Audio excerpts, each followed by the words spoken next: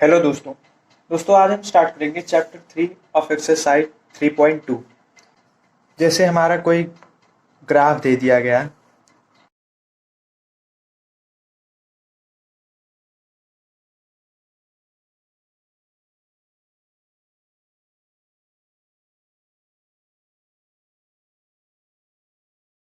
ठीक। जैसे कोई रेखा गुजर रही है -2 से 2 तक, और कोई रेखा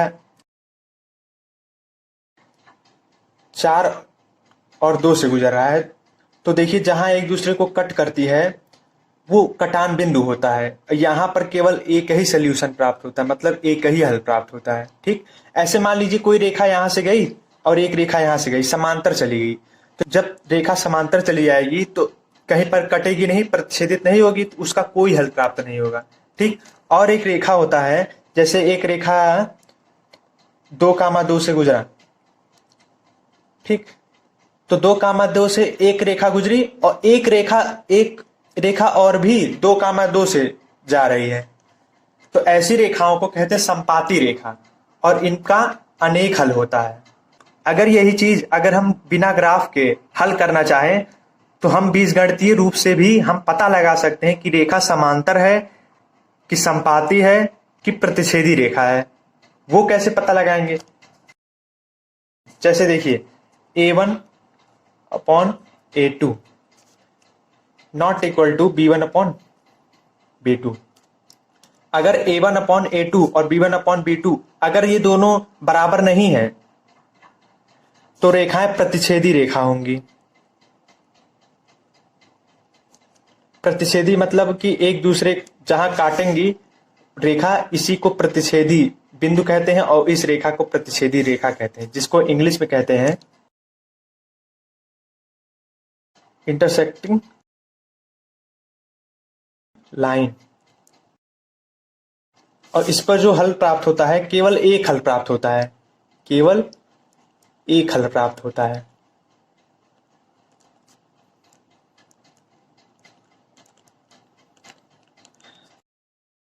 अभी आप लोग सोच रहे हैं A1 क्या है, B1 क्या है, इसको हम आपको आगे बताएंगे।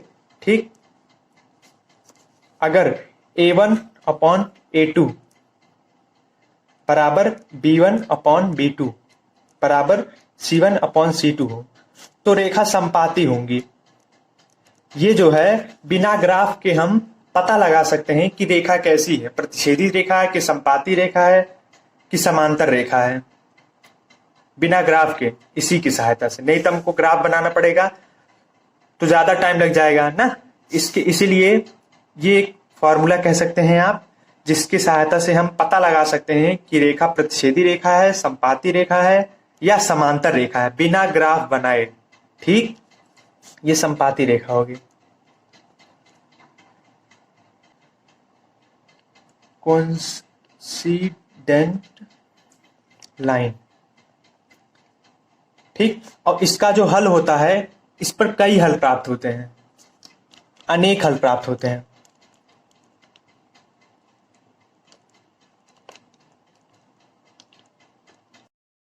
अगर इसको इंग्लिश में लिखना हो तो ऐसे लिखेंगे, वन सोल्यूशन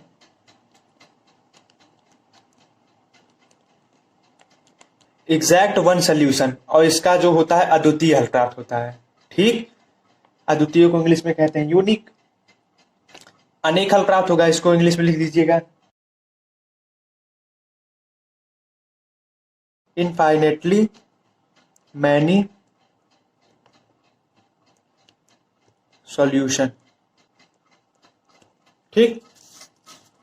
अगर A1 अपॉन A2 बराबर B1 अपॉन B2 बराबर C1 अपॉन C2, इसमें देखिए A1 अपॉन A2 बराबर C1 अपॉन C2 का था, लेकिन इसमें A1 अपॉन A2 बराबर C1 अपॉन C2 नहीं होगा। तो रेखा होगी समांतर रेखा, पैरेलल लाइन।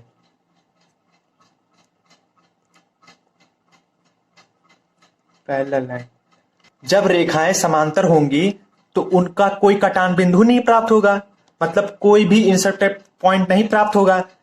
तो ऐसी स्थिति में हमारा कोई हल प्राप्त नहीं होगा, कोई हल प्राप्त नहीं होगा।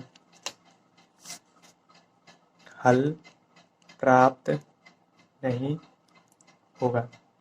एक चीज और जान लीजिए कि जिस रेखा का हल प्राप्त होता है उसको संगत युग्म कहते हैं। देखिए इसमें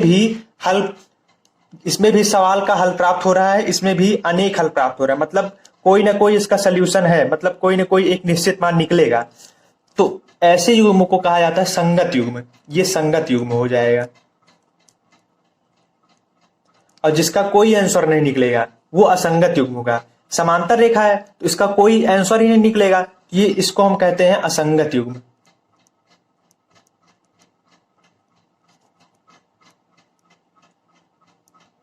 ठीक। अब आप लोग सोचेंगे A1 A2 B1 B2 क्या है, इसको समझ लेते हैं। जैसे द्विघात बहुपद का व्यापक समीकरण क्या था, ax² plus bx plus c था ना। मतलब कि अगर हम इसमें a की जगह पे कोई मान रख दें, b की जगह पे कोई मान रख दें और c की जगह पे कोई मान रख दें तो वो द्विघात बहुपद के रूप में बदल जाएगा।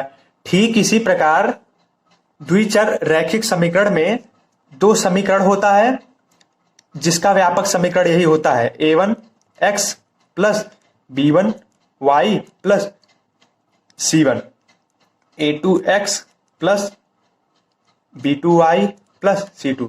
मतलब कि अगर इस समीकरण में हम कोई भी गिनती रख देते हैं, यहां पर जहां a1 a2 b1 b2 c1 c2 है ना, वहां पर गिनती लिखा जाएगा। जैसे 1 हो गया, 2 हो गया, 3 हो गया। तो अगर ये गिनती इसमें रख देते हैं हम तो दो चर वाले रैखिक समीकरण बन जाएंगे। कहने का मतलब ये व्यापक रूप है द्विचर वाले रैखिक समीकरण का। ठीक। अब हम क्वेश्चन पे जाएंगे। तो क्वेश्चन नंबर फर्स्ट है हमारा, कक्षा 10 के 10 विद्यार्थियों ने एक गणित की पहेली में भाग लिया। यदि लड़कियों की संख्या लड़कों की संख्या से 4 अधिक हो तो प्रतियोगिता में भाग लेने वाले लड़कियों की संख्या ज्ञात कीजिए। ठीक। तो लड़कों और लड़कियों की संख्या ज्ञात करनी है। तो हम मान लेते हैं, माना लड़कों की संख्या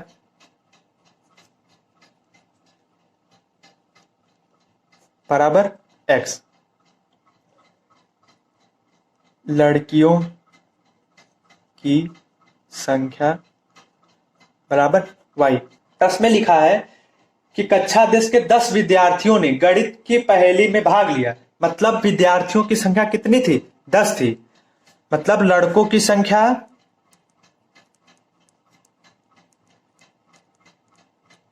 प्लस लड़कियों की संख्या बराबर कितना, 10। क्योंकि क्लास में जो गणित पहेली में प्रतियोगिता में भाग लेने वाले विद्यार्थियों की संख्या कितनी, 10। मतलब लड़कों की संख्या और लड़कियों की संख्या दोनों को मिला करके 10 लोगों ने उस प्रतियोगिता में भाग लिया, पार्टिसिपेट किया। लड़कों की संख्या x है तो यहाँ x लिख दीजिएगा, प्लस लिखा है यहाँ प्लस लिख दीजिएगा। लड़कियों की संख्या y है तो यहाँ y लिख दीजिएगा, बराबर 10। इसको समीकरण 1 मान लीजिएगा। अब आगे लिखा है, लड़कियों की संख्या लड़कों की संख्या से 4 अधिक हो। लड़कियों की संख्या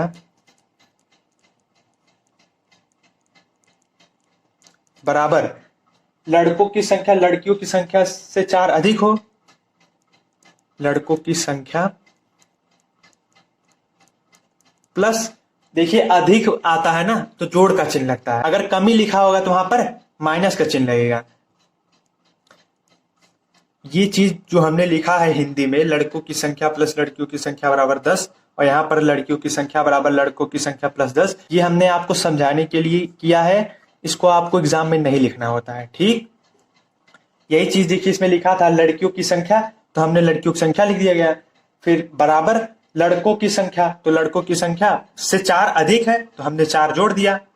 अगर अधिक आता है जोड़ देते हैं, अगर कमी आता है तो माइनस कर देते हैं। तो लड़कियों की संख्या कितनी है, लड़कियों की संख्या y है, यहां लिखिए y बराबर लड़कों की संख्या, यहां लड़कों की संख्या कितनी है, x है तो x प्लस 4 है ना, प्लस 4 लगा दीजिए। यहां पर प्लस x है ना, उधर जाएगा माइनस x हो जाएगा। इसको समीकरण 2 मान लीजिए। नहीं तो काम कीजिए, ये x देखिए पहले लिखा है इसमें ना, ये वाले x को हम पहले लिख देते हैं, माइनस x हो जाएगा क्योंकि यहाँ माइनस के चिन्ह है ना, यहाँ पर प्लस वाई लिखा है, प्लस वाई बराबर 4 लिख दीजिएगा। इसको समीकरण 2 मानिएगा। अब प्रश्न में देखिए क्या कहा है, निम्न समस्याओं में रैखिक समीकरण को युग्म बनाइए तथा ग्राफीय विधि से हल कीजिए। तो हमने रैखिक समीकरण का युग्म बना लिया, अब हमको ग्राफीय विधि से हल करना है। तो ग्राफीय विधि से हल करने के लिए हमने बताया था क्या करना होता है। सबसे पहले हम समीकरण यहाँ जो पहला है इसको यहाँ उतारेंगे, और जो समीकरण 2 यहाँ पर है इसको यहाँ उतारेंगे। ठीक, फिर हम एक सारणी बनाएंगे।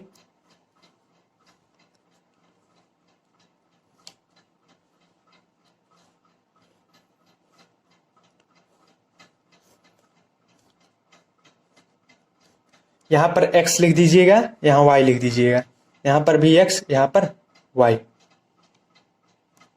सॉरी, फ्रेम में नहीं आ रहा था, ध्यान नहीं दिए हम। अब क्या करना है, यहाँ पर x का मान 0 रख दीजिएगा। अगर जैसे ही आप x का मान इसमें 0 रखेंगे तो 0 प्लस y बराबर 10 हो जाएगा। तो y बराबर कितना आ गया, 10। तो यहां से अगर x का मान 0 रखा गया तो y का मान कितना है, 10। यहाँ 10 लिख दीजिएगा। इसमें देखिए x बराबर पहले 0 रखा गया था, अब की हम क्या करते हैं, y के जगह पर रख देते हैं 0। अगर हम इस समीकरण में y की जगह 0 लिख देंगे तो x प्लस 0 बराबर 10। यहां से x बराबर कितना आ गया, 10 आ जाएगा। तो यहां से x का मान यहां पर 10 आ जाएगा। ठीक, अब इसमें भी वही करना है। इसमें हम x के जगह 0 रख देंगे, और जैसे ही इसमें x के जगह 0 रख देंगे तो y बराबर कितना आ जाएगा, 4 आ जाएगा। ठीक, अब इसमें हम y की जगह 0 रखेंगे तो माइनस x प्लस y की जगह हमने कितना रख दिया आपकी, 0 प्लस 4 प्लस 0 बराबर 4। तो माइनस x बराबर 4 या x बराबर माइनस 4, तो x का मान -4 आ जाएगा। ठीक, अब हम इसका ग्राफ बनाएंगे। ठीक,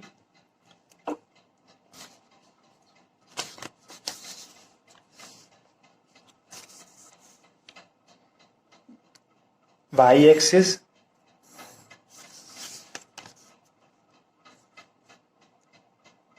x एक्सिस। यहां पर देखिए 0 है, 10 है, 2 0 है, 4 है, 0 -4। तो हम 2 का गैप लेकर बनाएंगे। यहाँ पर -2 आएगा, यहाँ पर -4 आएगा, यहाँ -6 आएगा, यहाँ -8 आएगा, यहाँ -10 आएगा, यहाँ पर 2 4 6 8 10 12, यहाँ पर भी -2 -4 -6 -8 -10। दाईं ओर जितनी भी संख्याएं दर्शाई जाती हैं वो पॉजिटिव होती है। यहाँ देखिए सारा पॉजिटिव है इसलिए, और बाईं ओर जितनी भी संख्याएं दर्शाई जाती हैं वो निगेटिव होती है, इसलिए यहाँ पर निगेटिव है। और ऊपर की दिशा में जितनी भी संख्याएं दर्शाई जाती हैं वो पॉजिटिव की होती हैं, और नीचे की दिशा में जितनी भी संख्याएं दर्शाई जाती हैं वो माइनस की होती हैं। तो यहाँ पर भी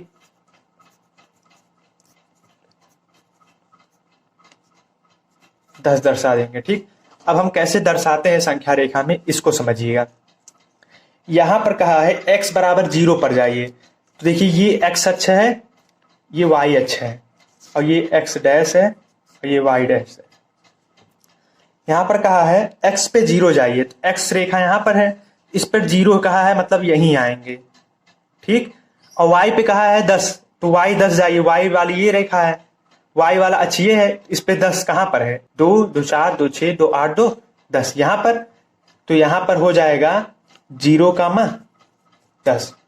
ठीक, अब x बराबर 10 कहा है, अब x अक्ष ये है, इस पे 10 जाइएगा, 2 2 4 2 6 2 8 2 10 10 यहां पर है, और 0 y पे 0, y 0 ऊपर जाएंगे तो y पे 0 यहीं आएगा, तो इसलिए यहीं आएगा।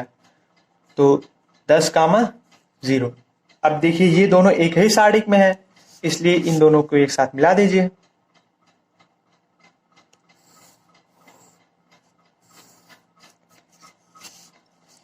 अब x बराबर 0 पे जाइएगा, x बराबर 0 यहीं पर आएगा, और y बराबर 4 जाइएगा, y बराबर 4 यहां पर आएगा, 0, 4 आ जाएगा। अब x बराबर -4, x बराबर -4 यहां पर है और y बराबर 0 यहां पर आएगा, मतलब यहीं पर -4, 0। अब इन दोनों रेखा को एक साथ मिला दीजिए।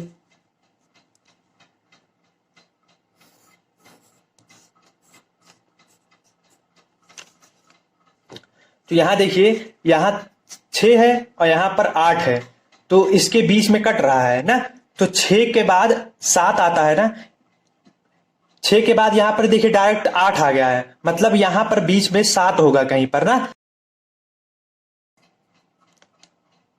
और यहां पर भी देखिए 2 है, यहीं पर देखिए कट रहा है सीधा ना, तो 2 के बाद देखिए यहां पर 4 आ गया, तो बीच में 3 होगा ना, 3। जो पहला वाला होता है उसको कोटि बोलते हैं, जो दूसरा वाला होता है उसे भुज बोलते हैं। मतलब कि जो पहला होता है वो x का मान होता है और जो दूसरा होता है y का मान होता है। मतलब लड़कों की संख्या लड़कियों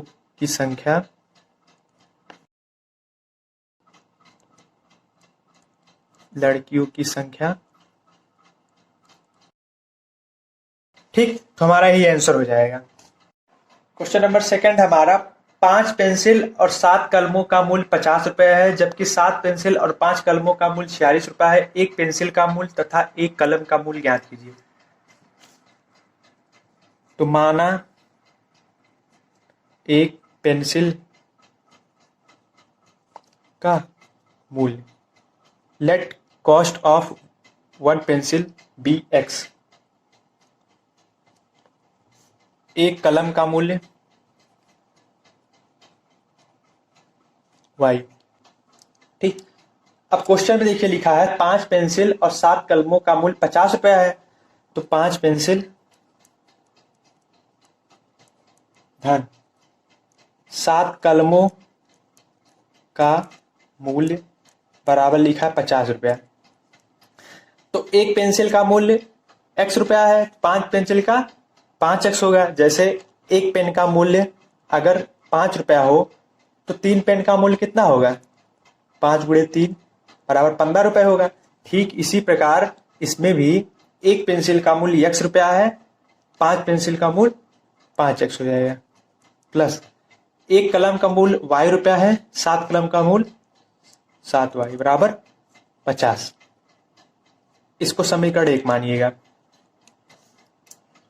आगे लिखा है 7 पेंसिल धन 5 कलम का मूल्य जो है 46 रुपया है। देखिए हम आपको ये हिंदी में जो लिख रहे हैं ना, इसको समझाने के लिए कर रहे हैं, इसको आपको एग्जाम में नहीं लिखना होता है। एक पेंसिल का मूल्य x, 7 पेंसिल का 7x, प्लस एक कलम का मूल्य y, 5 कलम का 5y बराबर 46। इसको समीकरण 2 मानिएगा। अब समीकरण 1 फिर लिखिएगा। अब हमको ग्राफ बनाना है ना, तो यहां से हम x का मान निकालते हैं। अभी हम बता रहे हैं x का मान यहां पर क्यों निकाला जा रहा है। इसी प्रकार इसमें भी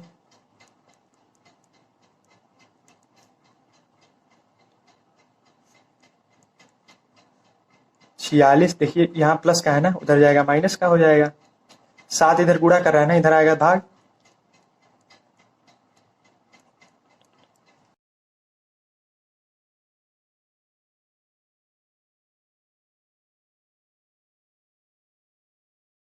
अब हमको सारणी बनाना है। यहाँ पर x लिखिएगा, यहाँ y लिखिएगा, यहाँ पर x लिखिएगा, यहाँ पर y लिखिएगा। अगर हम इसमें y का मान 0 रख दें, अगर इसमें देखिए अगर हम y का मान 0 रख देंगे, 7 का गुणा 0 में होगा, 7 शून्य शून्य हो जाएगा, 50 में से 0 जाएगा 85 आएगा, 50 में 5 का भाग देंगे 10 आएगा, तो x का मान कितना आ जाएगा, 10 आ जाएगा। ठीक, अगर हम y की जगह पे 5 रख दें तो देखिए क्या होगा, 5 का गुणा 7 में करेंगे, 7 पीछे 35, 50 में से 35 गया 15, और 15 का जब 5 से भाग देंगे तो 5 तिहाई 15, तो x बराबर कितना आ जाएगा, 3 आ जाएगा। तो यहाँ पर x का मान आ जाएगा 3 जब हम y का मान 5 रखेंगे। अब इसमें भी वही करना है, इसमें y का मान इसमें 5 रख दीजिए। जैसे इसमें 5 रखेंगे तो हो जाएगा पंचम 25, 46 में से जब 25 घटाएंगे तो हमारा आएगा 21। 21 में जब हम 7 से भाग देंगे आएगा 3, 7 त्रिक 21 होता है। ठीक, अब की हम क्या करेंगे, y में रखेंगे 12, और जैसे ही 12 रखेंगे तो 12 पंचे 60, ऐसे हो जाएगा x बराबर 46 माइनस 60 हो जाएगा बटे 7। इन दोनों घटाएंगे तो आएगा माइनस 14 आएगा बटे इतना, काट देंगे तो -2 आएगा ना, इसलिए यहाँ -2 आएगा। अब आप ग्राफ में इसको दर्शा देंगे, जहां पर एक दूसरे को कटेंगे वही हमारा आंसर होगा। ठीक, अब देखते हैं क्वेश्चन नंबर 2।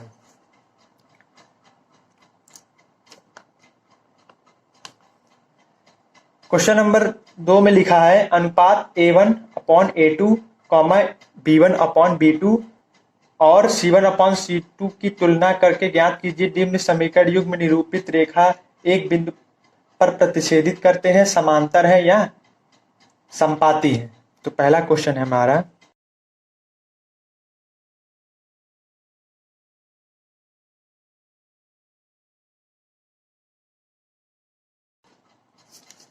अब इस समीकरण में हमको ये जो हमने आपको बताया था, इसी की सहायता से हमको बिना ग्राफ बनाए, इसका हमको ग्राफ नहीं खींचना है, लेकिन हमको ग्राफ बिना खींचे हमको बताना है कि केवल इसका एक हल प्राप्त होगा कि अनेक हल प्राप्त होगा या कोई हल प्राप्त नहीं होगा।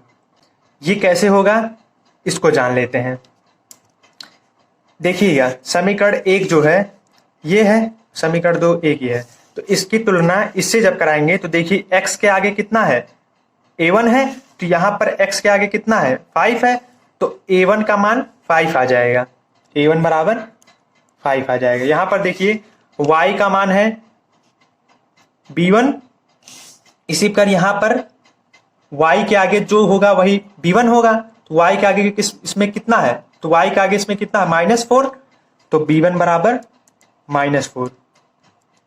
C1 कितना है 8 है, तो C1 बराबर 8 आ जाएगा। x के आगे A2 है, यहां पर देखिए x के आगे A2 वाला मान होगा, तो A2 इसमें कितना है 7 है, तो A2 बराबर 7 आ जाएगा। और यहां पर y के आगे B2 है, तो यहां पर y के आगे कितना है 6 है, तो B2 बराबर 6 आ जाएगा। C2 के आगे इसमें कितना है -9 लिख दीजिएगा। अब हमको पता लगाना है कि रेखा प्रतिच्छेदी रेखा है, समपाती रेखा है या समांतर रेखा है। तो पहले हमको इन दोनों अनुपात को चेक करना होगा, क्या ये दोनों बराबर हैं। इन दोनों को A1/A2, B1/B2, ये दोनों बराबर है। अभी यहां पर बराबर का चिन्ह मत लगाइएगा, क्योंकि अभी हमको पता ही नहीं है कि दोनों बराबर है कि नहीं। तो 7, A1 का मान है 7, A1 का मान है 5, तो 5 बट्टे A2 का मान है 7, B1 का मान -4, B2 का मान है 6, दोनों काट दीजिए, 2 दूना 4, -2 आ जाएगा, 2 3 6। तो ये दोनों बराबर हैं, नहीं बराबर हैं, तो नॉट इक्वल लगा दीजिएगा। अगर ये दोनों बराबर नहीं होते हैं तो रेखा कैसी होती है, प्रतिच्छेदी रेखा होती है। ठीक, तो यही आपसे प्रश्न में पूछा है कि रेखा प्रतिच्छेदी है कि समांतर है या समपाती है। तो देखिए A1/A2 not equal to B1/B2, तो A1/A2 नॉट इक्वल B2 जब होता है तो रेखाएं प्रतिच्छेदी रेखा होती है, तो ये होगा प्रतिच्छेदी रेखा होगा। ठीक, इसी प्रकार अगले क्वेश्चन में हमको बताना है 9x + 3y + 12 बराबर 0, 18x + 6y + 24 बराबर 0। ये समीकरण 1 है, समीकरण 2 है। समीकरण 1 में कंपैरिजन हम लोग करेंगे जब इसमें, तो यहां पर देखिए x के आगे समीकरण 1 में, यहां पर देखिए समीकरण 1 ये है, समीकरण 1 ये है, इन्हीं दोनों में हमको कंपैरिजन करना है। तो तो यहाँ पर x का मान कितना है, a1 है, यहाँ पर x का मान कितना है, 9 है, तो a1 का मान आ जाएगा 9। ठीक, यहाँ पर देखिए y का मान b1 है, इसी प्रकार यहाँ पर y का मान 3 है, तो b1 का मान इसकी कितना हो जाएगा, 3 हो जाएगा। इसी प्रकार यहाँ पर देखिए c1 कितना है, 12 है, c1 बराबर 12 आ जाएगा। a2, x के आगे a2 है, यहाँ पर भी x के आगे देखिए 18 है, तो a2 बराबर 18 हो जाएगा। यहाँ पर y बराबर b2 है, यहाँ पर y बराबर, यहाँ पर देखिए y के आगे b2 है, यहाँ पर y के आगे 6 है, तो b2 बराबर 6 हो जाएगा। c2 बराबर 24 हो जाएगा। अब इन दोनों को हमको पहले चेक करना है, तो a1 upon a2, b1 upon b2, पहले इन दोनों को हम चेक करेंगे कि ये दोनों बराबर हैं कि नहीं। तो 9 एक कम 9, 9 दूना 18, 9 एक 3 एक कम 3, 3 दूना 6, तो देखिए ये दोनों बराबर हैं। अब हमको चेक करना पड़ेगा, ये दोनों जब बराबर हैं तो हमको अब चेक करना पड़ेगा, तो ये बराबर है कि नहीं, ये चेक करना पड़ेगा। तो यहाँ पर लिख दीजिएगा c1 अपॉन c2, यहाँ पर मान लिख दीजिएगा, c1 का मान है 12, c2 का मान है 24, तो 2 एक कम 2, 12 एक कम 12, 12 दूनी 24। तो देखिए ये बराबर है, b1 upon b2 c1 upon c2 भी बराबर है, तो ये देखिए बराबर है। और जब रेखाएं a1 upon a2, a1 upon a2 बराबर b1 अपॉन b2 बराबर c1 अपॉन c2 होती हैं, तो रेखाएं समपाती रेखा होती हैं। तो इसमें आपको लिख देना पड़ेगा समपाती रेखा होगा। ठीक, इसी प्रकार अगला वाला आप कर लीजिएगा। ठीक, क्वेश्चन नंबर 3 हम देखते हैं अब।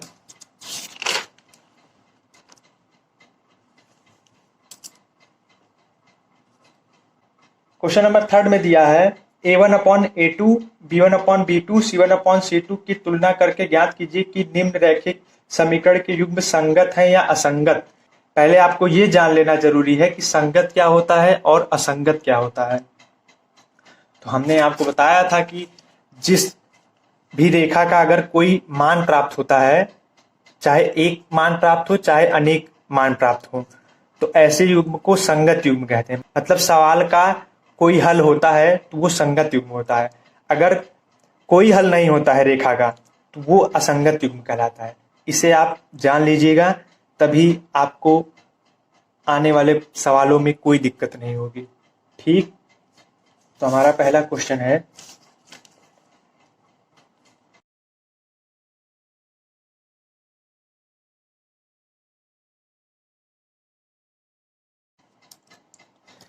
तो समीकरण 1 में जब इसकी तुलना कराएंगे, समीकरण 1 में देखिए x के आगे a1 है, इसमें भी देखिए समीकरण 1 में x के आगे 3 है, तो a1 का मान कितना आ जाएगा, 3 आ जाएगा। इसी प्रकार समीकरण 1 में यहाँ पर y के आगे b1 है, तो यहाँ पर y के आगे 2 है, तो 2 लिख दीजिएगा, b1 बराबर 2। यहाँ पर देखिए प्लस c है, तो यहाँ पर प्लस c है, ये नहीं है। मतलब अगर हम इसको अगर ऐसे लिख दें 3x प्लस 2y, यहाँ पर प्लस है ना, उधर जाएगा तो माइनस, बराबर 0 आ जाएगा। ठीक, इस प्रकार इसको भी कर लेते हैं, 2x माइनस 3y प्लस 7 है ना, इधर आएगा तो माइनस हो जाएगा। अब इसकी तुलना अब हम कराएंगे, तो यहाँ पर प्लस c1 के जगह यहाँ पर कितना है, -5 है, तो c1 का मान इसमें -5 आ जाएगा। इसी प्रकार इसका कंपैरिजन भी कराएंगे, तो इसमें a2 बराबर आ जाएगा 2, b2 बराबर आ जाएगा -3, c2 बराबर आ जाएगा -7। पहले हमको a1 upon a2, b1 upon b2 पता करना पड़ेगा, दोनों बराबर हैं कि नहीं। तो a1 के जगह आप लिखिएगा 3 बटे a2 की जगह पे 2, b1 के जगह पे 2, b2 की जगह पे -3। ये दोनों बराबर हैं, नहीं बराबर है ना, ये दोनों बराबर नहीं है, इसलिए ये रेखा प्रतिच्छेदी रेखा होगी।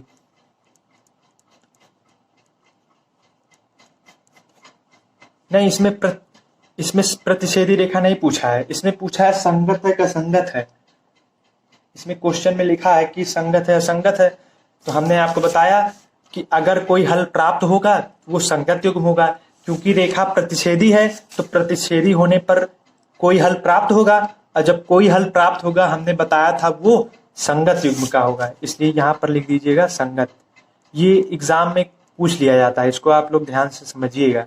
ठीक, कंफ्यूजन यही आती है कि संगत युग्म किसे कहते हैं और असंगत युग्म किसे कहते हैं।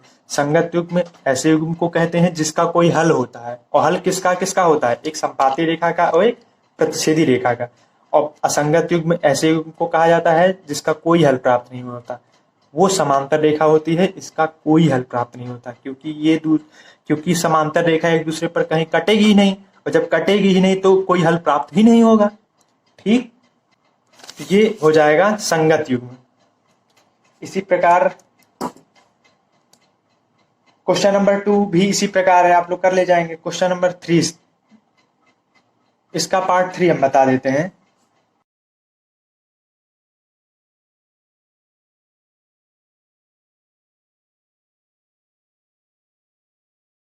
इसमें a1 बराबर कितना होगा, इसको चाहे तो एक काम कर दीजिए, इसको इधर कर दीजिए, क्योंकि तब इस रूप में व्यक्त हो जाएगा ना। तो हम क्या कर देते हैं, इसको हम +7 है ना उधर ले जाएंगे, -7 हो जाएगा।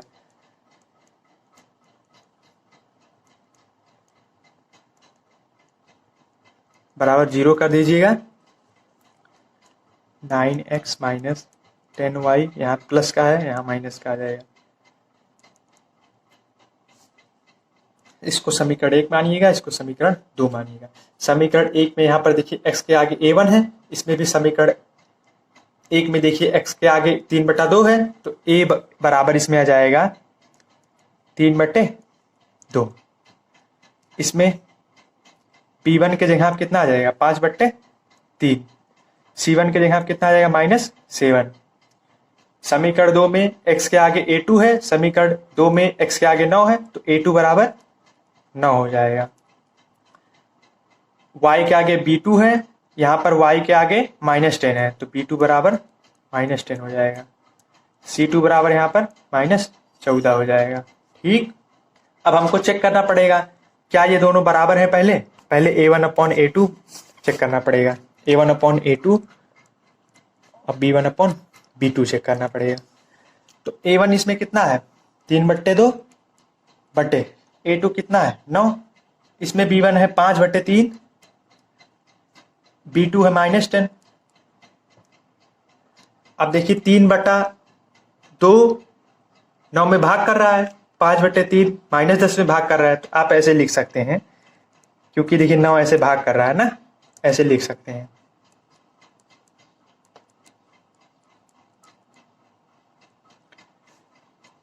ये देखिए भाग है तो गुणा हो जाएगा, चिन्ह बदल के जाएगा, और दाएं ओर जो गिनती होती है वो पलट जाती है।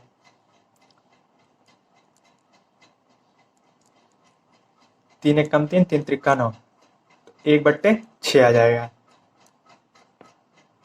5 एकम 5, 5 दूना 10, 3 दूना 6 -6। तो बताइए 1/6 और -1/6 बराबर है? नहीं है, इसलिए ये सारा बराबर नहीं होगा।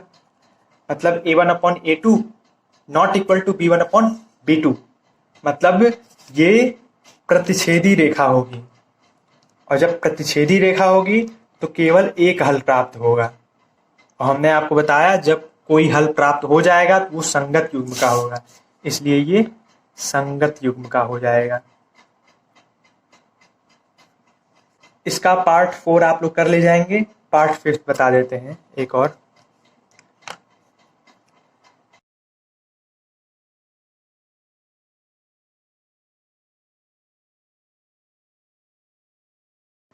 यहाँ +8 है, इधर आएगा माइनस हो जाएगा।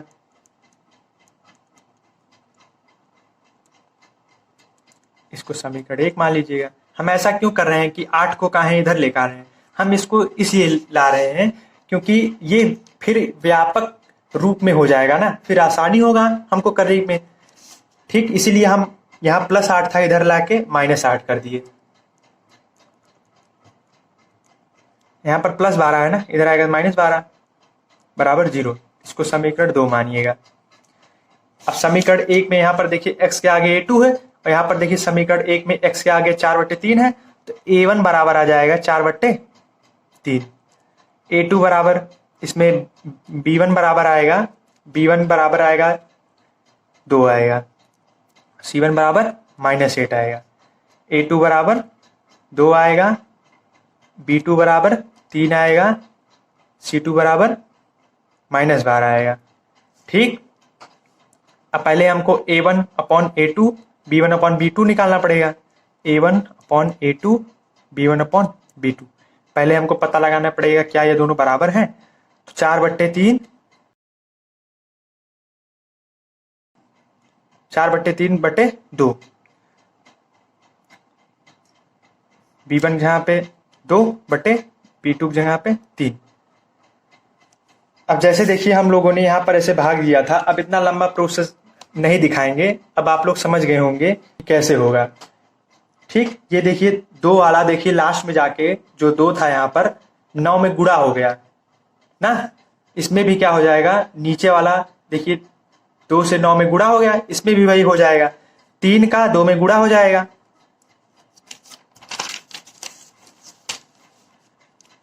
4/3 गुणे 2 हो जाएगा। ऐसे ये वाला हमने उतार दिया यहाँ पर, 2 1 कम 2, 2 दूना 4, तो 2/3 देखिए ये दोनों बराबर आ गया ना, ये दोनों मतलब बराबर है।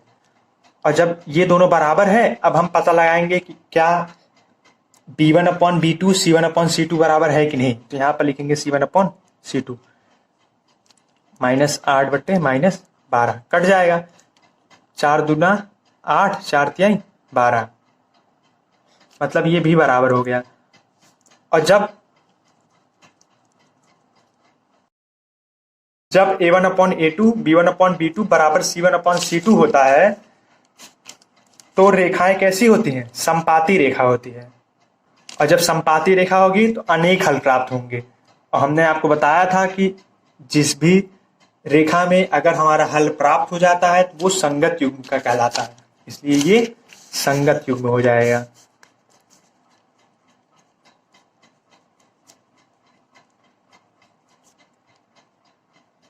ठीक,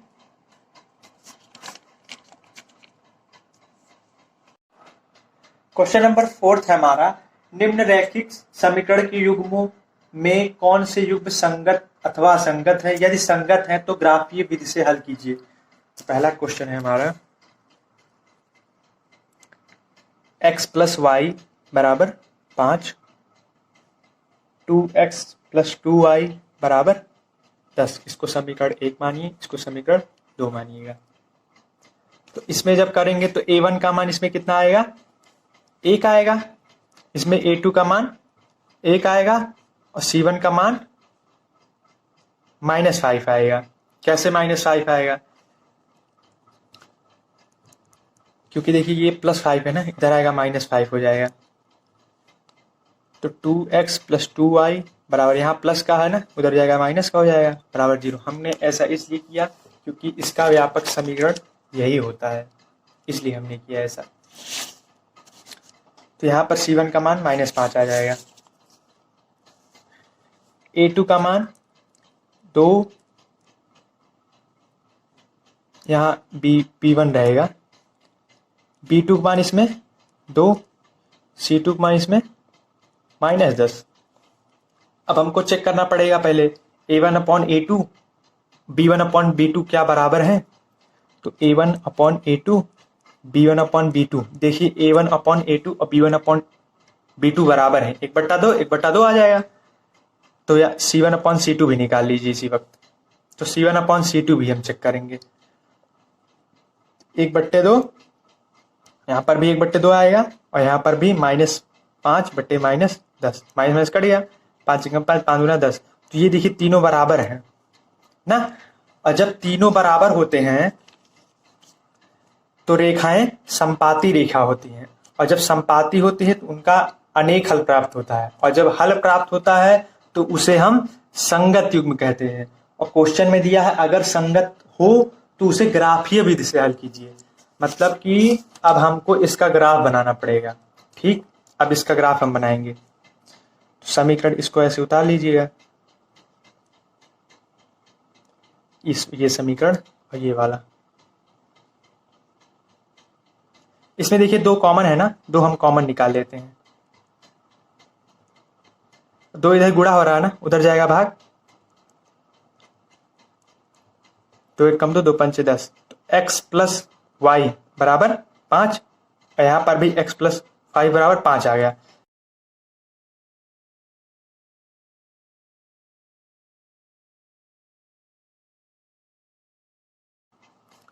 अगर हम इसमें x के जगह 0 रख दें तो y का मान कितना आ जाएगा? यहाँ पर 0 प्लस वाई बराबर 5 आ जाएगा, तो y का मान इसमें 5 आ जाएगा। और जैसे ही इसमें हम y का मान 0 रखेंगे तो x बराबर कितना आ जाएगा? 5 आ जाएगा। कैसे आ जाएगा? x प्लस वाई की जगह पे 0 हमने माना ना, तो 0 बराबर 5, तो 0 में x जोड़ेंगे तो x बराबर 5 नहीं आ जाएगा। ठीक, इसी प्रकार इसमें भी x के जगह पे 0 मान लीजिएगा।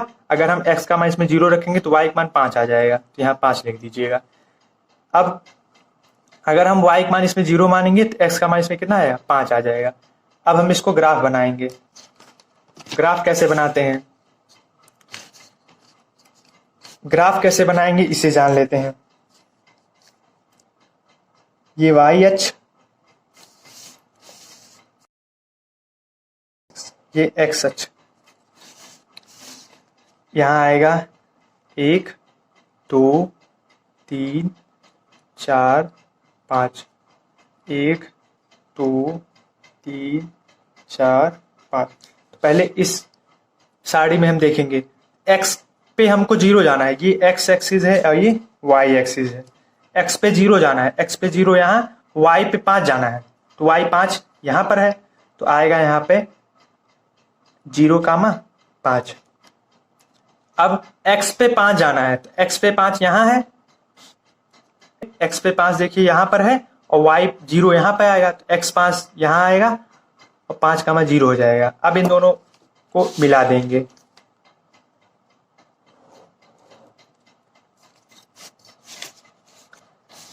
यहाँ पर देखिए x बराबर 0 जाइएगा, x बराबर 0 और y बराबर 5, तो यहाँ पर भी 0,5 आ रहा है।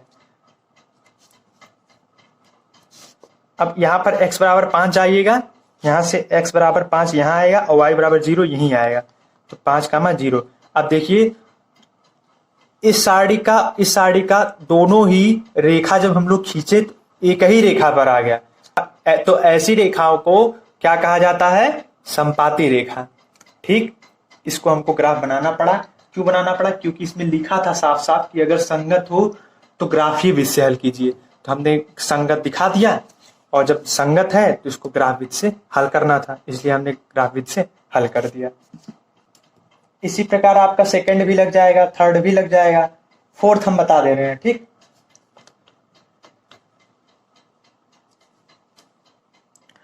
To x minus 2y minus 2 बराबर 0, 4x माइनस 4y माइनस 5 बराबर 0।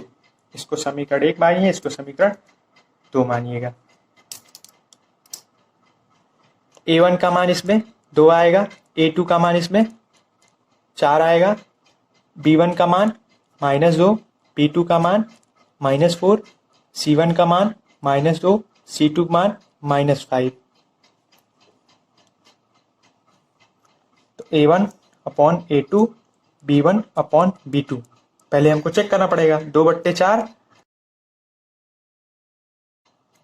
इसी प्रकार अब c1 अपॉन c2 चेक करना पड़ेगा, तो -2 -5। तो देखिए ये दोनों बराबर हैं, माइनस माइनस कट गया, 2 1 कम 2, 2 दूना 4, 2 1 कम 2, 2 दूना 4, 1/2 1/2 बराबर है। ये दोनों बराबर है, a1 upon a2, b1 upon b2 बराबर है, क्योंकि 1/2 1/2 देखिए यहाँ पर बराबर आ गया। लेकिन b1 upon b2 c1 upon c2 बराबर नहीं है, क्योंकि यहाँ पर b1 अपॉन b2 1/2 आया है, c1 अपॉन c2 माइनस, यहाँ माइनस माइनस कट जाएगा, 2/5 आया है। तो ये दोनों बराबर नहीं है। और हमने आपको बताया था कि जब A1/A2 B1/B2 is not equal to C1/C2 हो तो रेखाएं समांतर होंगी, और जब रेखा समांतर होगी तो कोई हल नहीं प्राप्त होगा, और जब कोई हल प्राप्त नहीं होगा तो ये असंगत युग्म हो जाएगा। और आपके क्वेश्चन में लिखा है अगर संगत हो तभी ग्राफ बनाइएगा, अगर असंगत हो तो नहीं बनाना है। तो ये हमारा असंगत है, इसका हमको ग्राफ नहीं बनाना है। अब हम देखेंगे क्वेश्चन नंबर 5। क्वेश्चन नंबर 5 में दिया गया है एक आयताकार बाग जिसकी लंबाई चौड़ाई से 5 मीटर अधिक है का अर्ध परिमाप 36 मीटर है, बाग का बीमा ज्ञात कीजिए। बीमा मतलब कि लंबाई और चौड़ाई ज्ञात करना है। माना आयत की लंबाई बराबर x, आयत की चौड़ाई बराबर y मान लीजिएगा। ठीक, देखिए इसमें लिखा गया है आयत का अर्ध परिमाप। हमने सोचा कि इसमें देखिए लिखा है अर्ध परिमाप, हमको तो आयत के अर्ध परिमाप का सूत्र नहीं पता है। ठीक, तो हमने सोचा कि पहले हम आयत का परिमाप ही लिख कर देखते हैं, फिर हम आयत का अर्ध परिमाप से वहां से सूत्र बना लेंगे। आयत का परिमाप, आयत का परिमाप बराबर होता है 2 गुणे लंबाई धन चौड़ाई। लंबाई धन चौड़ाई, इसमें लंबाई x है तो x प्लस वाई, इसमें चौड़ाई y है। अब हमने सोचा कि क्वेश्चन में लिखा है आयत का अर्ध परिमाप दिया गया है, यहाँ पर आयत का परिमाप दिया गया है, तो हम क्या करेंगे इस आयत के परिमाप को अर्ध परिमाप बनाएंगे। कैसे बनाएंगे? जैसे देखिए अभी आपको कह दिया जाए वृत्त का परिमाप जो होता है, वृत्त का परिमाप होता है 2πr होता है ना। वृत्त का परिमाप या वृत्त का परिधि दोनों एक ही चीज है, तो वृत्त का परिमाप 2πr होता है। अगर हम कह दें अर्धवृत्त का परिमाप कितना होगा, अर्धवृत्त का परिमाप कितना होगा, तो 2 से भाग दे देंगे, इसमें 2 से भाग देंगे तो 2 कट जाएगा तो πr होगा, तो इसीलिए अर्धवृत्त का परिमाप πr होगा। मतलब कहने का हमारा मतलब सीधा सीधा यही है कि अगर कोई भी चीज है पूरा, उसको आधा बनाना है तो उसको हमको 2 से भाग देना पड़ेगा। जैसे एक सेब है, उसको आपको आधा करना है तो आधे पर से काट देंगे तो वो पूरा सेब नहीं कहलाएगा, आधा सेब कहलाएगा। इसी प्रकार यहाँ पर आयत का परिमाप लिखा है, इसको हमको आधा बनाना है, तो किसी भी चीज में अगर हमको आधा बनाना है तो उसमें 2 से भाग दे देते हैं। अब ये जो होगा आयत का परिमाप जो हो गया, इसको जब 2 से भाग दे दिए, ये बन गया आयत का अर्ध परिमाप। ठीक, आयत का अब जैसे देखिए लिखा है, अब जैसे 10 बराबर 10 लिखा है, अगर हम इसमें 2 से भाग दे दिए, देखिए यहां पर हमने 2 से भाग दे दिया। क्यों 2 से भाग दे दिया? क्योंकि हमको अर्ध परिमाप बनाना था। अर्ध परिमाप हमको क्यों बनाना था? क्योंकि क्वेश्चन में अर्ध परिमाप दिया था, इसलिए हमको इसको अर्ध परिमाप बनाना था, इसलिए हमने इसमें 2 से भाग दे दिया। तो जैसे ही इसमें हम मान लीजिए ऐसे 10 बराबर 10 है, इसमें 2 से हम भाग दे दिए तो हो जाएगा 2 एक कम तो 2 पंच 10, तो 5 बराबर 10 होगा? कभी नहीं होगा ना। मतलब जैसे ही हमने इसमें 2 से भाग दिया, ये दोनों पक्ष बराबर नहीं है, इसलिए हमको इसमें भी भाग देना पड़ेगा 2 से। जैसे 10 बराबर 10 था तो हमने यहाँ पर 2 से भाग दे दिया, 5 आ गया। लेकिन अगर हम इसमें भी 2 से भाग दे देंगे तो कट के 5 बराबर 5 नहीं आ जाएगा।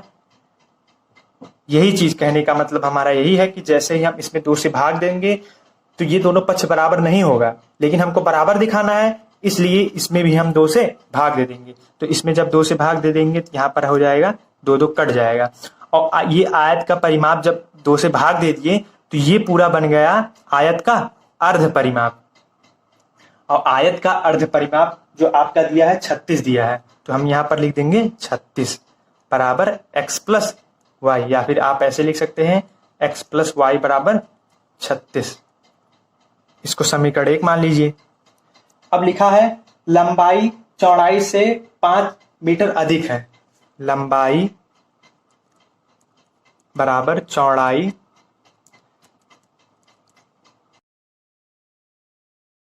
अगर कमी होता तो माइनस का चिन्ह आ जाता। अब यहां पर देखिए लंबाई लिखा है, तो आयत का लंबाई कितना है? x है, तो यहां पर x लिख दीजिएगा बराबर चौड़ाई लिखा है, तो यहां पर आयत का चौड़ाई कितना है? y, तो y लिख दीजिएगा प्लस 4। अब x का मान कितना है? y plus 4। तो समीकरण 1 में, समीकरण 1 ये है ना, समीकरण 1 में x का मान y प्लस 4 रखेंगे। समीकरण 1 में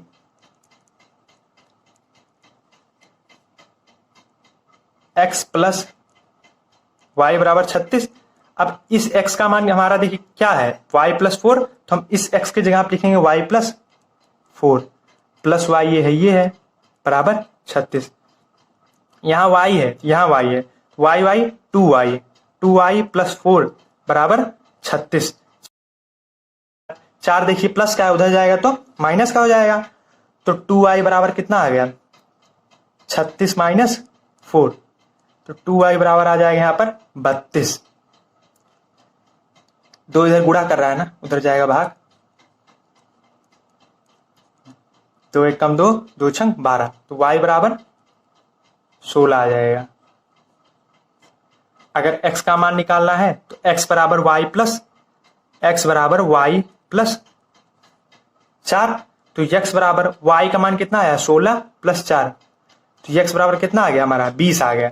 y हमने क्या माना था चौड़ाई, और x हमने क्या माना था लंबाई मीटर में, तो हमारा आंसर निकल गया। आयत का लंबाई हमारा 20 मीटर आ गया और चौड़ाई 16 मीटर आ गया। अगला क्वेश्चन है हमारा कि एक समीकरण दिया है आपको और इसका आपको उदाहरण देना है केवल। प्रतिच्छेदी रेखा हो, तो रेखाएं प्रतिच्छेदी कब होती है जब a1/a2 not equal to b1/b2 हो, तो इसी के समान हमको कोई समीकरण मान लेंगे। तो मान लीजिए 6x प्लस 8y मान लीजिए माइनस 12 बराबर 0। अब जब हम लोग इसका a1/a2 b1/b2 जब निकालेंगे दोनों इक्वल नहीं आएगा इस समीकरण से, तो बस इसमें एग्जाम्पल देना था आपको। अगला क्वेश्चन है हमारा, रेखाएं समांतर हो, तो रेखाएं समांतर कब होता है जब a1/a2 बराबर b1/b2 is not equal to c1/c2, तब होता है समांतर रेखा। तो इसी समान देखिए 2x प्लस 3y मान लीजिए, 2x प्लस 3y क्यों मान ले, क्योंकि अगर ये दोनों हम सेम मानेंगे तो दोनों बराबर आ जाएगा, a1/a2 बराबर b1/b2 आ जाएगा। लेकिन हमको c1/c2 बराबर नहीं दिखाना है ना, तो मतलब हमको ये वाला बराबर नहीं दिखाना है, तो यहाँ पर हम कोई ऐसी संख्या लेंगे, यहाँ पर हम मान लेंगे 64 मान लेंगे, ठीक 64 मान लेंगे, तो b1/b2 c1/c2 बराबर नहीं आएगा। थर्ड है हमारा समपाती रेखा हो, तो समपाती रेखा हो तो यही रेखा उतार दीजिए। समपाती रेखा में a1/a2 b1/b2 c1/c2 तीनों बराबर आना चाहिए, तो जब इस समीकरण का हम a1/a2 b1/b2 c1/c2 जब निकालेंगे तीनों बराबर आ जाएगा। अगला क्वेश्चन है हमारा, क्वेश्चन नंबर 7 हमारा, समीकरण x माइनस वाई प्लस 1 बराबर 0, 3x प्लस 2y माइनस 12 बराबर 0 से इन रेखाओं से बने त्रिभुजों के निर्देशांक ज्ञात कीजिए और त्रिभुजाकार पटल को छायांकित कीजिए। मतलब कि इसका हमको ग्राफ बनाना है, ठीक, तो हम ग्राफ बनाएंगे। तो x माइनस वाई बराबर y plus 1, x minus y plus 1 बराबर 0, तो x बराबर आ जाएगा, देखिए यहाँ माइनस का है ना, उधर जाएगा प्लस का, y माइनस 1 आ जाएगा। माइनस 1 क्यों आएगा, क्योंकि यहाँ प्लस 1 है, उधर जाएगा तो माइनस 1 आ जाएगा। अब इसका हम लोग सारिक बनाएंगे, यहाँ x यहाँ पर y। अगर हम y के जगह पे 0 रख दें तो x का मान -1 आएगा। कैसे आएगा, क्योंकि y के जगह हम 0 रखेंगे तो 0 में से -1 करेंगे तो -1 आएगा, ठीक। अगर हम y के जगह पे 1 रख दें तो 1 माइनस 1 करेंगे 0 नहीं आ जाएगा, ठीक। ये हमारा एक सारिक तैयार होगा। दूसरा ये वाला हमको करना है,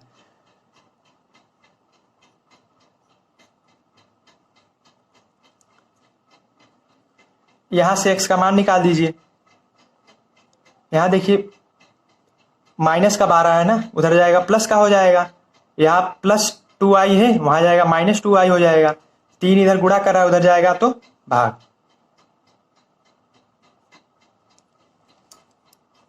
अब हमको इसका सारणी बना देना है।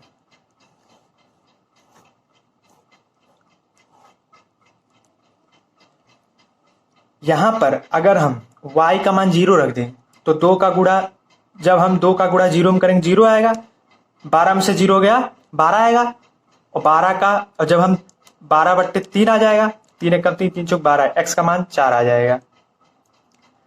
अब हम y का मान इसमें रख दें, अगर इसमें हम y की जगह पे 3 रख दें तो 3 का गुणा 2 में करेंगे 6 आएगा, 12 में से 6 गया 6 आएगा, तो 6/3 आएगा, 3 एकम 3, 3 दूना 6 आएगा, तो x का मान कितना आ जाएगा, 2 आ जाएगा। अब हमको इसका ग्राफ बनाना है।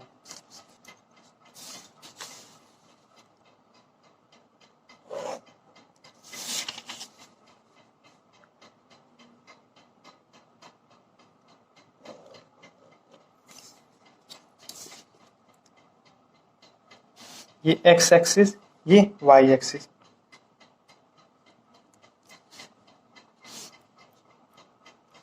x बराबर -1, तो इसमें 1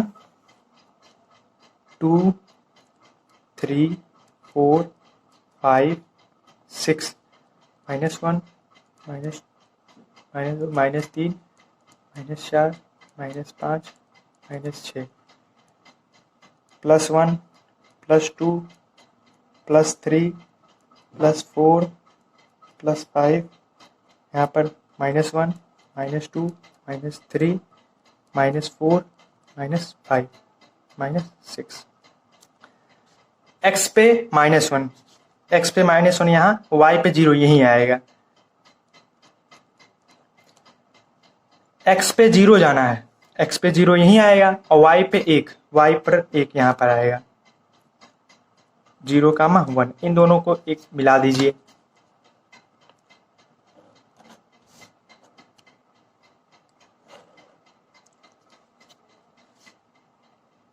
x पे 4 जाइए, x पे 4 यहाँ और y पे 0 यहाँ, मतलब यहाँ पर 4, 0 आ जाएगा। x पे 2 यहाँ, y पे 3 यहाँ पर आएगा, 2, 3, इन दोनों को मिला दीजिए। अब आपके क्वेश्चन में लिखा है, कि त्रिभुजों के निर्देशांक ज्ञात कीजिए। तो देखिए हमारा एक त्रिभुज बन रहा है ना, तो देखिए निर्देशांक किसका है, कितना हो जाएगा, यही त्रिभुज बन रहा है, देखिए ये, इसका निर्देशांक 1 हो जाएगा, 2, 3 4, 0 -1, 0। तो त्रिभुज का निर्देशांक तीनों मिल गया। और आपके क्वेश्चन में कहा त्रिभुजाकार पटल को छायांकित कीजिए, तो इसको छायांकित कर देना है आपको ऐसे, ठीक। आप नाम भी लिख सकते हैं A B C। इसी प्रकार दोस्तों हमारा एक्सरसाइज 3.2 कंप्लीट हुआ। मिलते हैं अगले वीडियो में, धन्यवाद।